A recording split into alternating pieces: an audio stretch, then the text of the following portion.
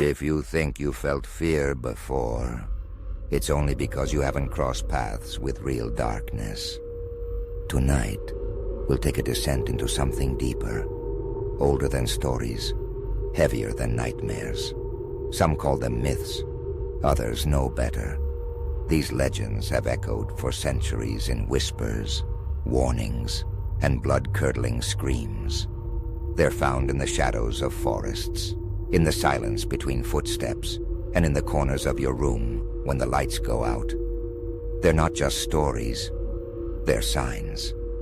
And once you hear them, a part of you never leaves the night again. In the lonely highlands of Guatemala, there's a shape that wanders the cliffs, alluring, dangerous. Men have sworn on their lives that they saw her, a perfect woman, beautiful beyond belief, with silky black hair that falls down her back like ink in water. She walks slowly, silently, always ahead, always just out of reach. But her face remains hidden until it's far too late. They call her La Siguanaba. And when she turns, she shows not a face, but the head of a horse, eyes glowing red, mouth twisted in a grotesque grin. It is said that she punishes cheaters, womanizers, and faithless men who follow lust blindly. They follow her deep into isolated ravines, hypnotized, where she reveals her true form and casts them into the abyss. Not just their bodies, but their souls, lost in the void forever. Some claim survivors live, but never speak again. Others mutter strange prayers, biting down on crosses, begging for their souls back. And yet some disappear completely. Next time you're walking alone and see a beautiful woman ahead, ask yourself, would you follow? Further along the dark roads of Latin America, a man in black rides under the stars. Not just any man. El Charro Negro, draped in shadow, his horse blacker than coal, his eyes like burning coals that pierce through the soul. He doesn't attack, not at first. He offers wealth, power, love, revenge, whatever it is you want most. All you have to do is say yes, but the price is steep. Your soul in chains, forever. If you say no, he doesn't disappear. He haunts you, slowly, cruelly. You'll hear hoofbeats outside your window. See his silhouette in reflections that vanish when you turn around. He'll whisper to you in dreams, offer second chances. But every time you reject him, the price rises. He feeds on desperation, and he always returns. So ask yourself, in your lowest moment, when everything falls apart, would you make the deal? In Venezuela and Colombia, there's a whistle that means death. Not because it's loud, but because it's a trap. The legend of El Silbón tells of a boy who murdered his own father in a fit of rage, then carved out his guts and fed them to his mother. Cursed by his grandfather, he was tied to a tree, whipped, and thrown to wild dogs. Now his ghost roams endlessly, carrying his father's bones in a sack. His whistle plays a trick. If it sounds far away, he's near. If it's close, you might still have time to escape. People say he appears to drunkards, womanizers, and abusers, those whose sins call out louder than prayers. But others swear he comes to anyone who's lost in the woods after dark. Your only chance of survival is to carry a whip, chili pepper, or a dog, the three elements of his death. But even then, you have to be fast, because when his whisper turns into footsteps, it's already too late. Have you ever heard a whistle in the night and felt your blood freeze? In Chile, there's a creature that flies under the cloak of night, a shriek in the wind, a shadow with wings.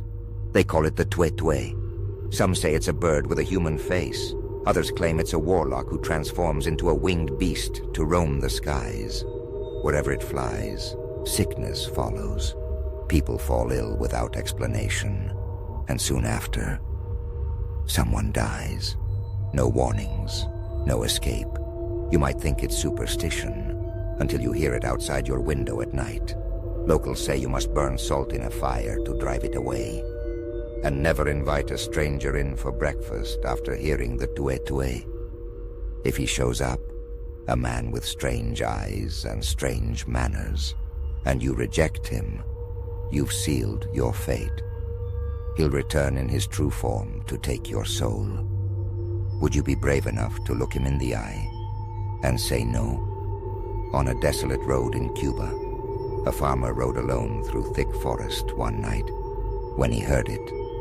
A baby crying, alone, helpless. Against his better judgment, he followed the sound into the trees and found a child, sitting silently under a tree. No movement, no blinking. He lifted the baby onto his horse and asked, "Where do you live?" No answer, just silence. When he turned to look at the child's face, it wasn't a child anymore.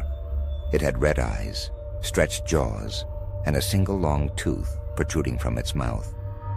"Now I can eat," it hissed. Some say the farmer was found days later, mad with fear. Others say he vanished forever, but the area where it happened is still avoided, even by those who don't believe. They call it El Niño del Diente Largo. If you ever hear a baby crying in the woods, would you follow the sound? Deep in the Chilean mountains, golden light sometimes cuts across the sky. It belongs to El Alicanto, a mythical bird that glows with gold and silver feathers. It feeds on precious metals, and the more it consumes, the heavier it becomes. Some say if you follow it, it will lead you to unimaginable wealth. But others warn, follow it too long, and you'll never find your way back. Miners have followed its light and disappeared. Some are found years later, starved, bones twisted in the rocks. Others are never found. The light, they say, is not a gift, but a bait. What would you do if you saw golden wings flashing in the distance? Would you chase fortune, even if it meant risking your soul?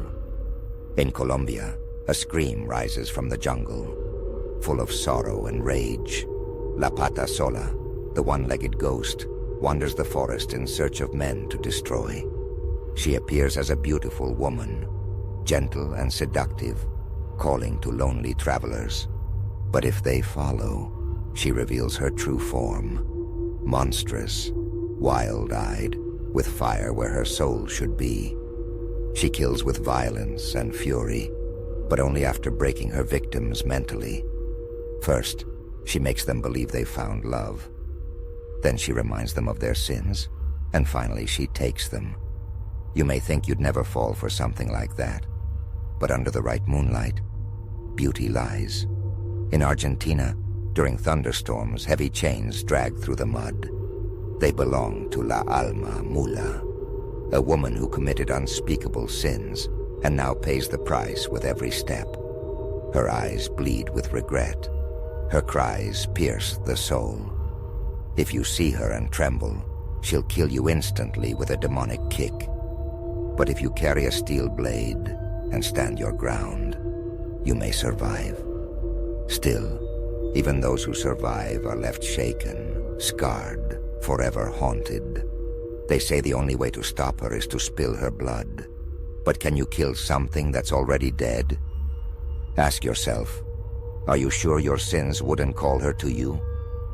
At night, in quiet Japanese train stations, the sound of dragging fills the silence. Tek-Tek. Tek-Tek.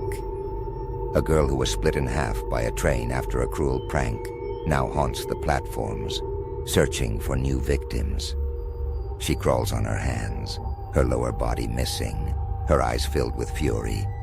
They say if you see her, she'll ask you a question. If you don't answer fast enough, she'll cut you in half.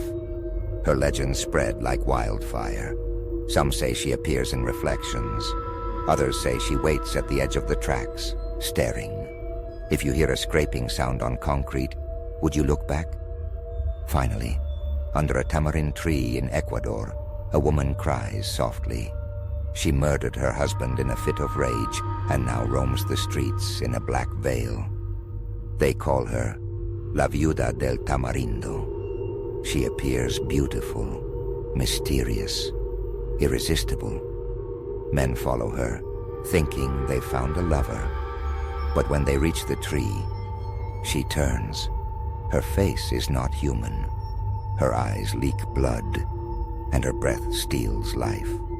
Those who see her true form collapse, foaming at the mouth, dead within minutes. Some say her curse infects the land, that the tree is still cursed, that she still waits for her next victim. They say these are only legends, that they can't be real. But if they're not, then why do so many disappear? Why do the woods stay quiet after dark? Why do travelers whisper prayers before walking home? Tell me in the comments, which of these haunted you the most? And which country's legend should we uncover next? Subscribe now and turn on the bell. More stories are coming. Some of them might already be watching you.